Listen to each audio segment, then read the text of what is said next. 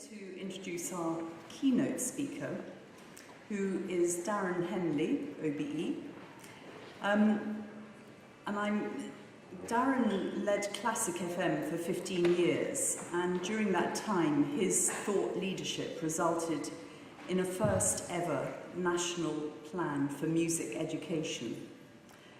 Darren has already been in post for 2 years at the Arts Council, and I can tell you he is absolutely passionate about the contribution that arts and culture make to every aspect of our lives, and he's even written about it in a book published.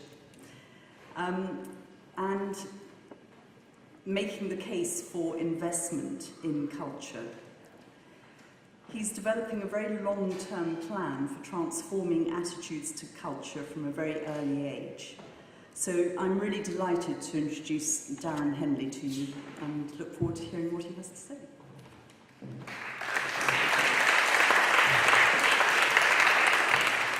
Thank you, Sarah, and thank you for inviting me here today. I gather I'm all that's between you and the Pims.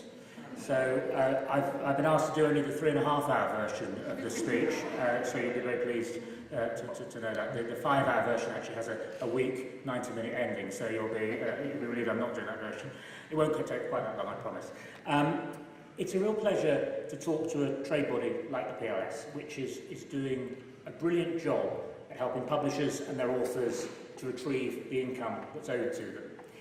And in today's world, increased opportunities for publication and exposure for authors sometimes goes hand in hand with diminishing returns.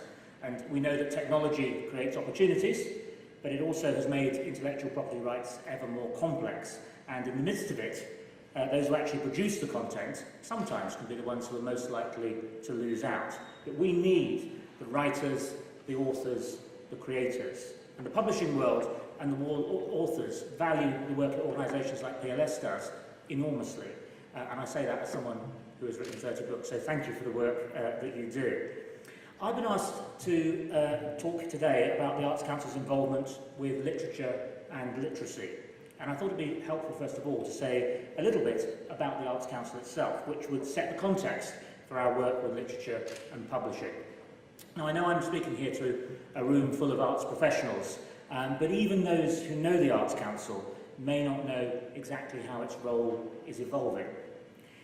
So we're the National Development and Investment Agency for Arts and culture in this context describes our responsibilities for funding a collection of museums across the country and the development role we have for libraries, which we took over in 2010. And we've been working to integrate these more fully into all aspects of our work, and I'll talk a little bit more about that later. We've been around for around 70 years, and we grew from government-funded cultural programmes during the Second World War, which showed there was a huge appetite for the arts outside of those members of the public who enjoyed that privileged access. And we became the Arts Council in 1946 through the advocacy of the economist John Maynard Keynes. And I always think it's interesting that actually it was an economist, not an artist, who set us up. And importantly, we're an arm's-length body. We receive funding from government, but we are accountable to Parliament.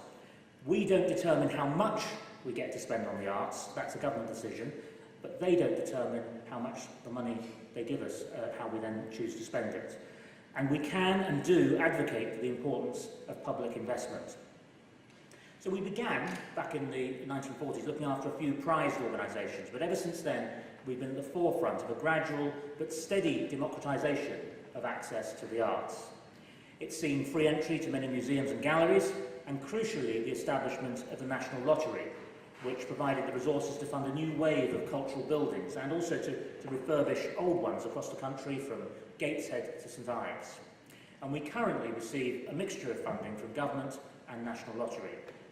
And it's the nature of a lottery that it does involve good fortune, and thousands of artists, arts participants and audiences, including publishers, authors and readers, are keeping their fingers crossed that the National Lottery continues to be supported by the public. It's really, really important. Every time you buy a lottery ticket, you are helping make a huge difference to good causes. It's every time you buy a national lottery ticket.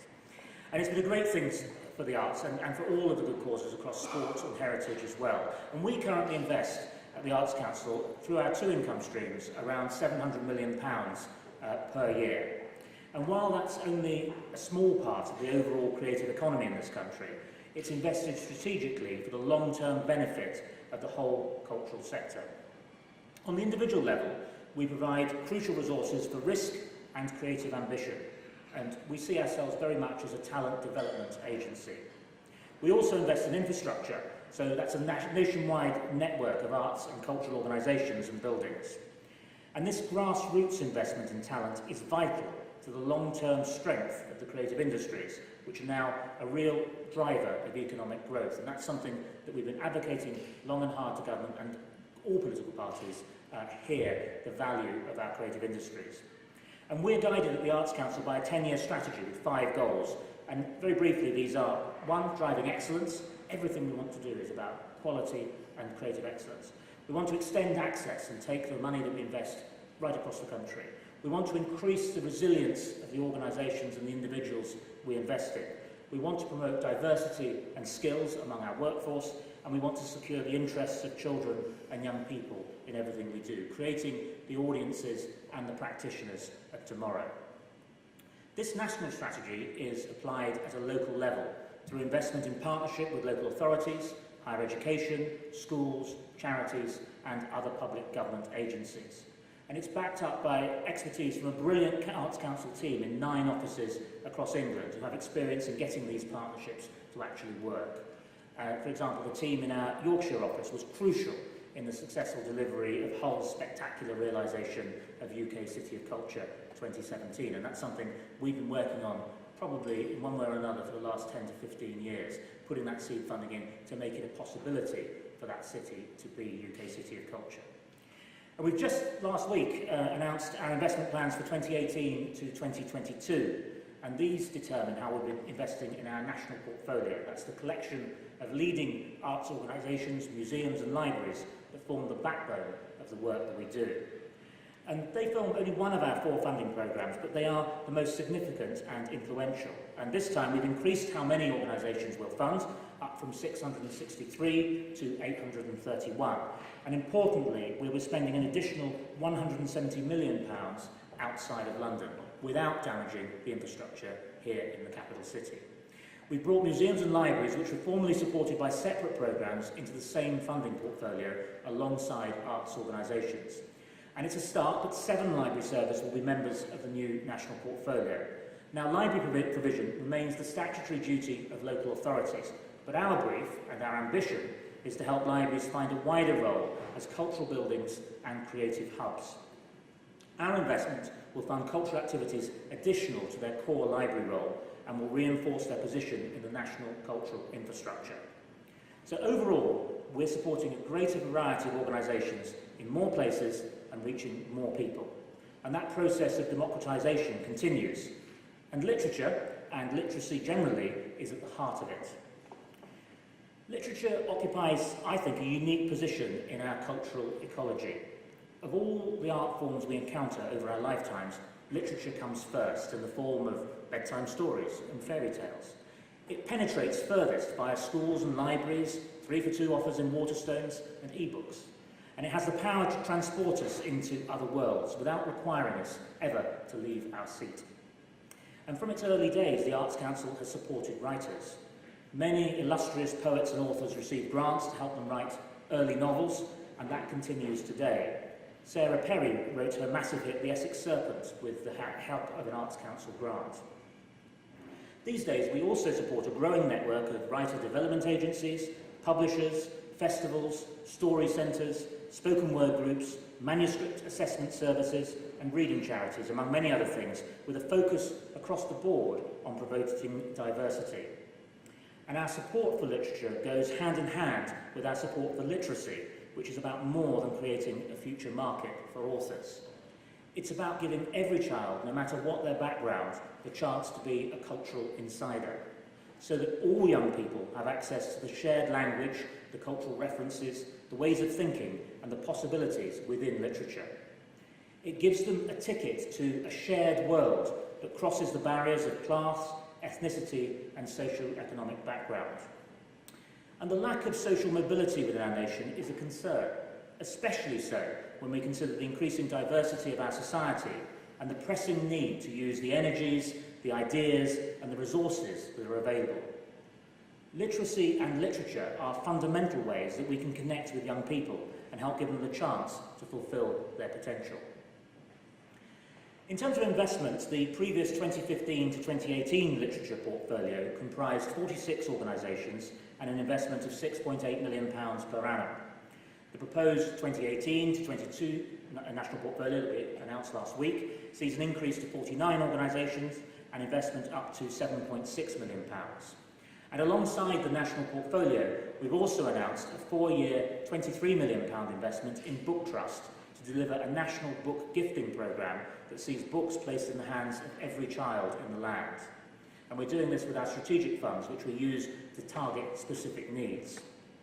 At the other end of the scale, and people don't always realise this, our grants to the Arts and Culture Fund continues to provide smaller time-to-write grants to individual authors. So if you are an individual author, you can apply to us for a grant of up to £15,000. We can turn that application round in 6 weeks. This could make a real difference to having the time and space to write your first novel.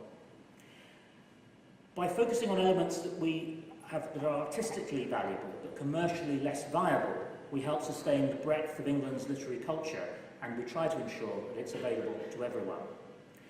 The new portfolio will do more for writing across the country, and we've got some examples of that. Several new entrants in the north of England, and these are a testament to the exciting things that are happening there.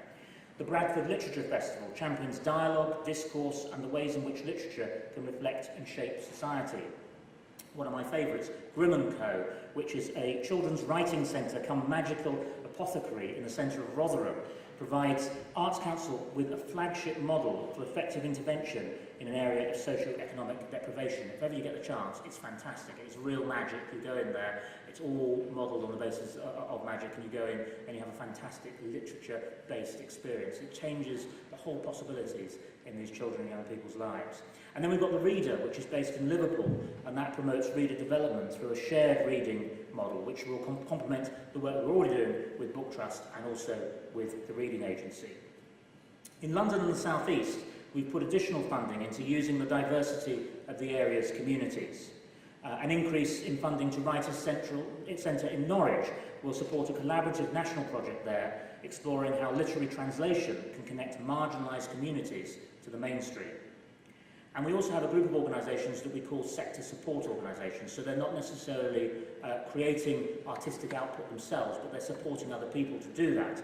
And we have an organisation that works in partnership with independent publishers throughout the country, InPress, and that's helping them to market and sell their books. Again, a new entrant into our national portfolio. So lots of good news, but this is, as we know, a time of change, and structural changes to the market over the past couple of decades and the advent of the internet and handheld devices mean that we should think about how we can gain the greatest impact from the investment that we at the Arts Council are making.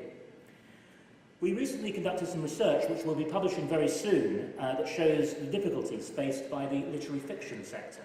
And historically, there's been an assumption that literary fiction fell within the sphere of commercial publishing and required little intervention.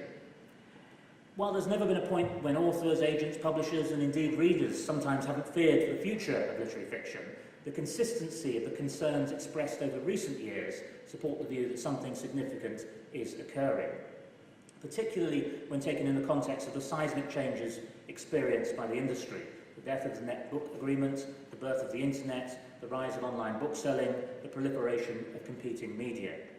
And perhaps as a result, diversity in the form of representation of BAME people, working class people and non-metropolitan writers and publishers is, if anything, in some cases getting worse rather than better, and that causes us a lot of concern.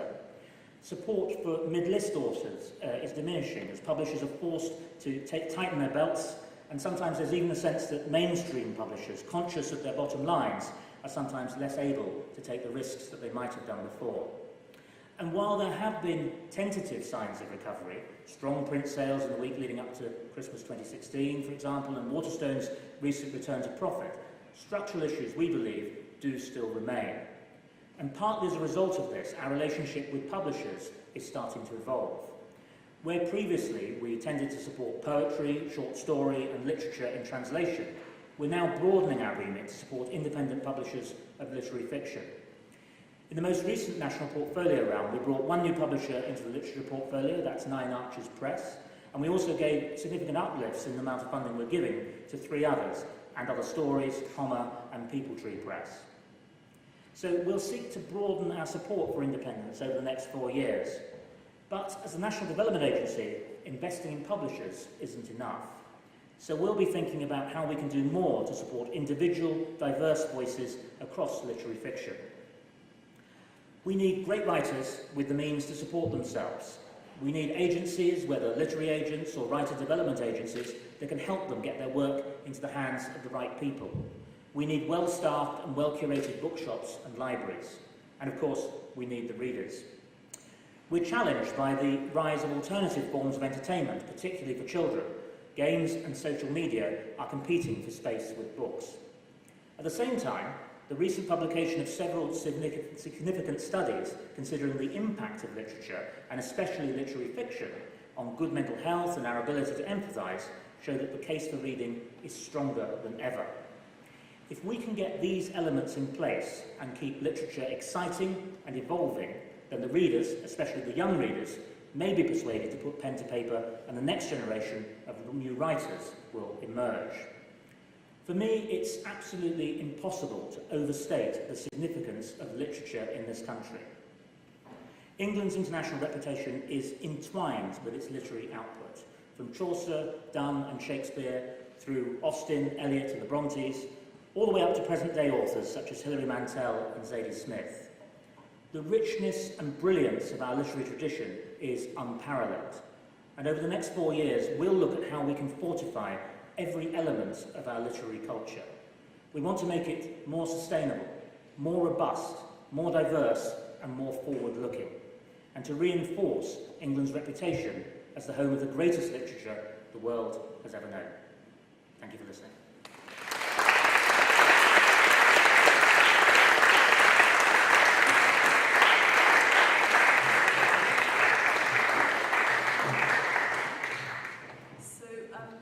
Darren has said he'll take some questions, but perhaps I could ask you something first. Yes. About your relationship with libraries and what you're doing around libraries, because that's sort of major concern for publishers. So, libraries are funded, as I said, the statutory responsibility for funding libraries sits with local authorities, and we know how challenging that's been. What we're doing with libraries is we have a national development role, so we don't fund their core functions, but what we do is try and work with them to help develop them and get them ready for life in the 21st century. And I think one of the things that's very exciting for libraries is I see them as these fantastic cultural hubs. I think if you said, let's invent buildings in the high street of most towns and villages and cities across England, and we're going to put a big building in, we're going to put some cultural stuff in, we're going to make it free to enter, we're going to put intelligent, culturally literate people in there who are very welcoming and very warm. We're going to put computers in there. We're going to actually have the original data collection system. I mean, everybody had a library card. It's data collection, just as it's a library card. And we're going to make it welcoming to people. I think that's a great starting point. So where I see libraries going is they are these amazing physical cultural spaces that we can reinvent in the digital world. And I think that's the process we're going on with librarians. So I see Society of Chief Librarians, we're actually investing in them as a sector support organisation now to work with them, and the various programmes that they're introducing across libraries, we're putting money into funding, and we will be continuing to fund. And we're having great conversations with them, and actually they're also places that can be hubs for other cultural activities, and I think they also provide this amazing job for society. If you're an immigrant into this country, often the first friendly face who's not an official, who's trying to maybe stop you do something, is a librarian who may help you make applications for things.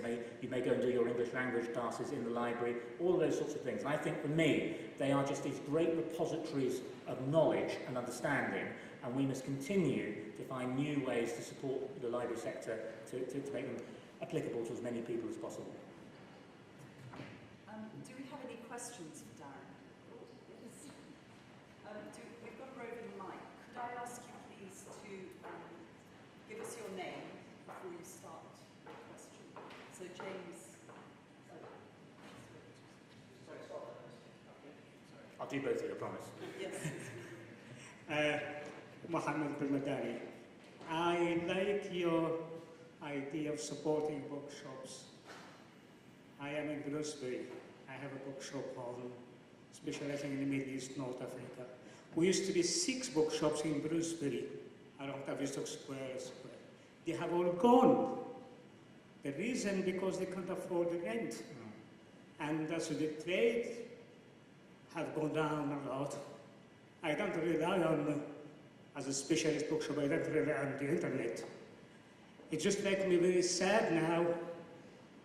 There are only 2 bookshops in Brucebury, whereas before we used to be about 20 around British Museum.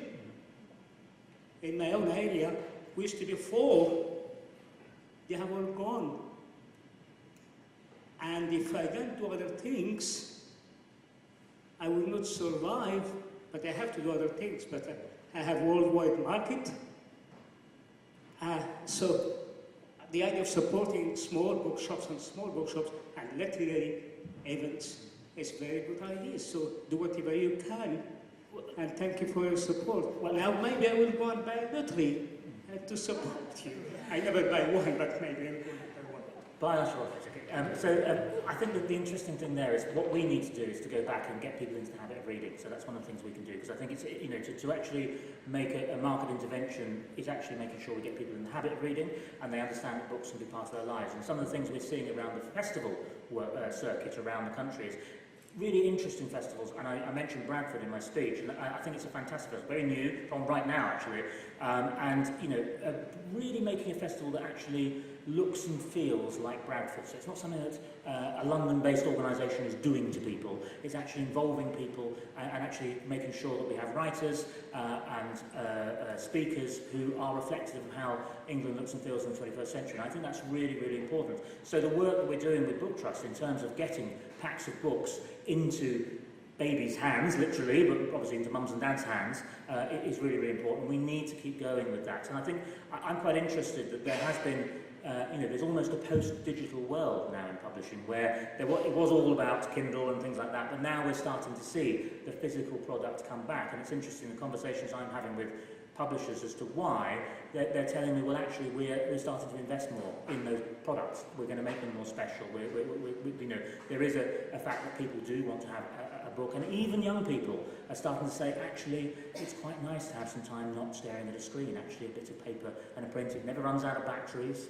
You know, all of those sorts. You can read it on the plane all the way through to landing. They don't turn it off. All of these sorts of things, I think, are conversations we need to have. But it is actually also, I think, one of the other things that's very important is that we believe, one of the things Sarah mentioned in her introduction, is we're investing in a 25-year creative talent plan, and that's all about saying we want everybody in England to be, in 25 years' time, if you were born in central London, in 25 years' time, in 2042, 100% of people should be culturally literate citizens of the world. And part of that cultural literacy is knowing what to read. And, you know, talent is absolutely everywhere, but often the opportunity for that talent to surface up isn't, and particularly for people from tougher socioeconomic backgrounds, that's not the case. And we really want to make sure that we're giving everybody the opportunity to be an insider, to be able to be fluent and to be able to comment on life. And I think one of the things you can see politically probably here and around the world at the moment is there are groups of people in countries who feel that they are outside the system. I think reading and books is one of the ways that actually gives people a language to get back inside. James Davitt from Arc Software Consultancy, although the question's for myself rather than the company. It was about grant applications. It seems that there's many people who earn a very good living in helping small organisations get through that system, or you learn through many years of bitter experience filling in forms and things. I'm sort of wondering, has any thought been given to people who aren't professionals at applying for grants and don't know the key words to place in applications that make them more successful, and for that money to trickle down to small organisations that are effectively run by volunteers? And it's a good challenge. You know, you can find all sorts of grant-making bodies impenetrable sometimes, and you're right, there can sometimes be a language, if you like, a syntax that people use. We're trying very hard to make the processes as simple as possible. We can do better, and we will, and you'll find we will relaunch our Grants for Arts and Culture at the beginning of next year, and it will be further simplified, and that's to try and make it as accessible for people. We want to work very hard to make sure that the money we invest doesn't just go to people who are already inside the club. We want it to go as far as we possibly can. So we're working very hard to do that. We probably won't get it right always, but we really want to do it, and to find ways of also just making sure everybody from all over the country, in all different backgrounds, knows they can apply. You know, it is interesting when I talk sometimes to writers and to people in the literature world, they don't realise actually that we invest in this area. So we're trying all the time to get our messages out there, but we can do better at it. We need to do better at it. Do we have another question?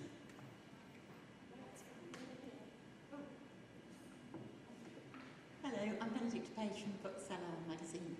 I was interested to hear you saying that you want to, in the next 4 years, support diverse, forward-looking publishing initiatives. Obviously, there's quite a lot going on in the industry already, so I wonder if you could give us some idea of the measures you were thinking of introducing that would support that. Well, we have open application process, so we need to have people talking to us. So Sarah Crown, who's our Director of Literature, who's based in our Bristol office, she will be leading on this, and we will continue to have conversations with publishers large and small. So I think, you know, we talked today about literary fiction being a particular area that we're interested in, but also we want to make sure that, you know, individual artists and the work we do with individual artists, and that includes individual writers, is also very, very important.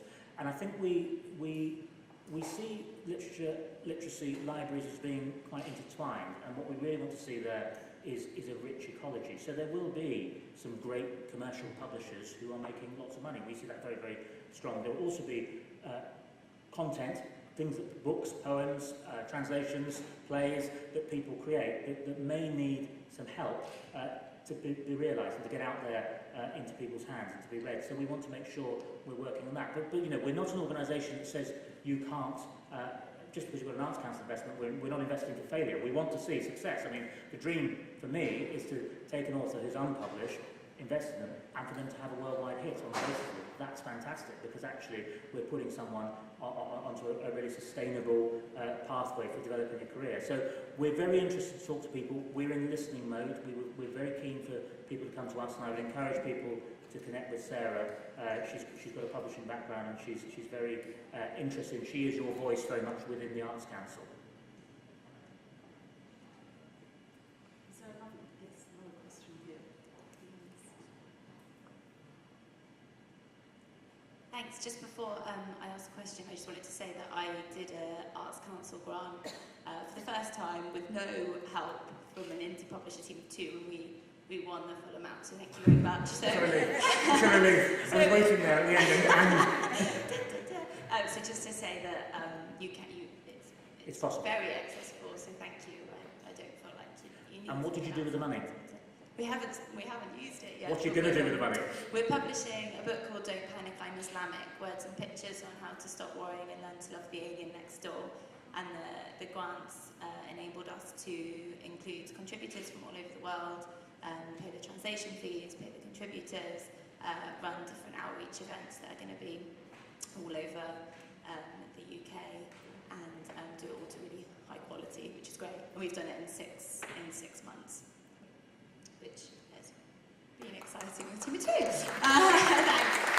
Make sure you send me a copy. I will do. I think Emma Langley's got one. But my question was actually slightly reverse, in the sense that we traditionally publish minority voices, diverse voices, and our audiences is the same, it's reflected in that, and people are very receptive. We have a really strong following and a really loyal group of people who buy our books, who are always eternally grateful for us publishing the voices that are often outside the mainstream. But what I wanted to ask about is about reaching and bridging a gap between people who actually should be reading those books as well.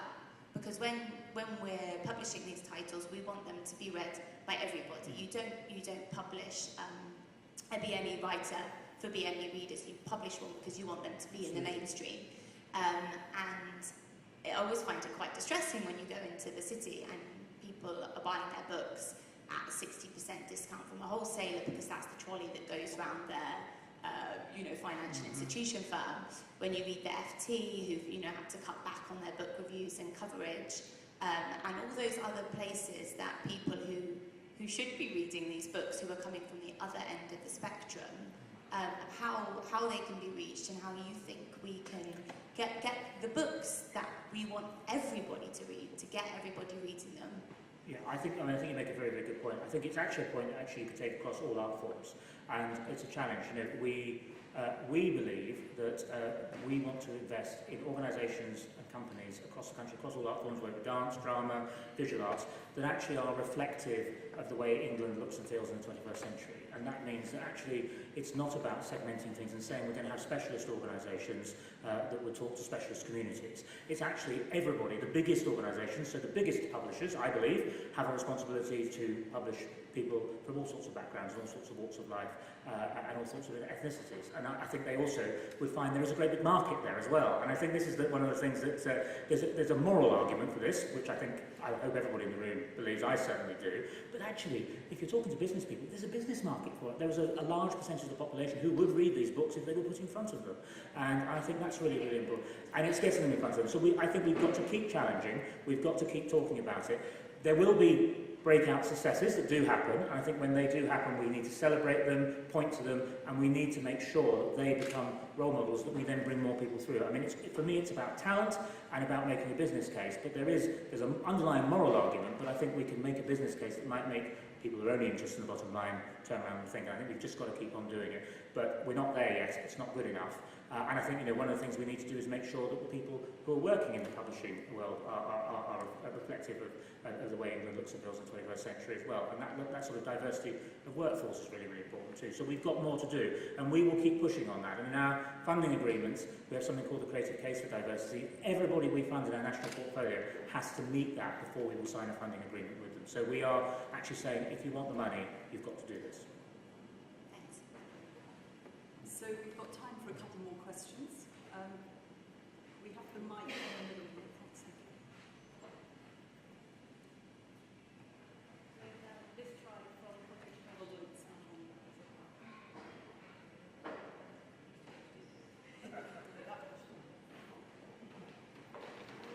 Hodder Education published a load of my books. Oh, good. Back in my Classicophone days. Hello. Yeah. Excellent. Hello. Good. Yes, I remember that series. I do. I didn't work. Friendly guides. Yes, that's right. All out of print now, if anybody's interested. We have a deep backlist.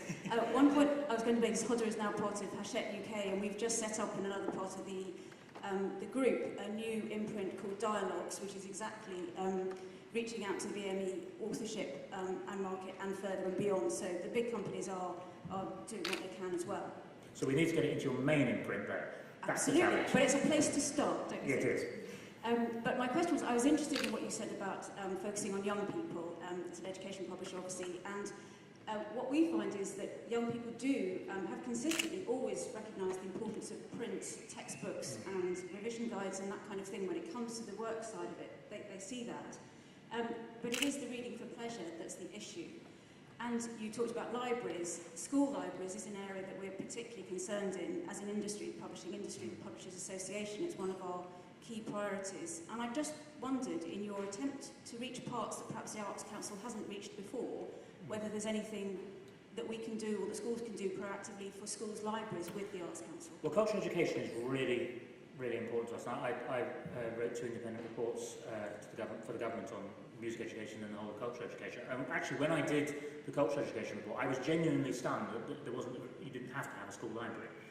It really surprised me, and I actually said in the report that I was genuinely surprised by that. I think that we are working to say there should be rights, if you like, in every child's life. And part of this 25-year creative talent plan that we need to do is to say if in 25 years' time you should be this culturally literate citizen of the world, you're going to have a lot of people interacting in your life to help make that happen. If you go backwards from 25 to 0, as a funder, we tend to think in 1 year, 3 year, 5 year funding cycles, because that's how our budgets work. But I want to park that, let's think in 25 years.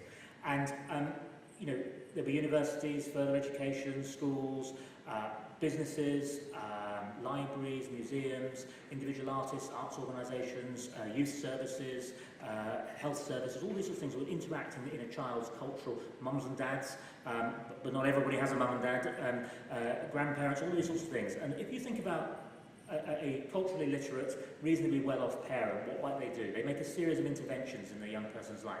Do you want to learn the piano? If you don't like the piano, you can try the violin. Do you don't like the violin? Do that. Go to do the trumpet. You can go to ballet lessons and your drama school on Saturday mornings, and we'll take you to the library, and we'll read books to you at night, and you can go to pantomime, and you can all those things that we can kind of take for granted as you think back to your childhood that you might have done. But if you come from a tougher background, that doesn't happen. And I think it's about finding ways, and I think this is where libraries are particularly good, because what we see is getting people from tougher backgrounds into those libraries and having those conversations and helping parents to explain. I'm particularly interested at the moment in early years. I think this is what we'll concentrate on to start with this 25-year plan, which we're going to pilot in Leicester, is starting to look at a generation of young people who are born in Leicester and us sticking with them for that 25 years, and actually saying, how can we change their lives? And when they're 0, these are the things that we do. And libraries, I think, will play a big part in that. Book Trust and Book Start will particularly play a part in it. But across all sorts of cultural things, music with mum and all these sorts of programmes that you can have. And then we'll go back again when they're 1, and we'll do another generation of 0s. And we'll start building up that knowledge. And that's what we want to do. We want to research it very properly. And one of the other things in this country we've got is a real dearth of long-form research to make the arguments. And what I want to do is, because I believe passionately, and I think people who are working in the culture sector believe passionately and see the value of this, and indeed when they have their own children in their lives, their kids have been through this stuff, and they're the kids who then go on to have culturally fulfilled lives, is we need to get that data so we can make the arguments, and it doesn't become he says, she says, it becomes incontrovertible. So that's what we plan to do with this programme. So we're going to start with a bunch of young people when they're born, and we're going to track them through. But and reading will be an absolutely central part of that. Well, I think that's a very good note to end on. Thank you very much indeed, Darren. That was fascinating, and thank you for coming along on this. Thanks for having me.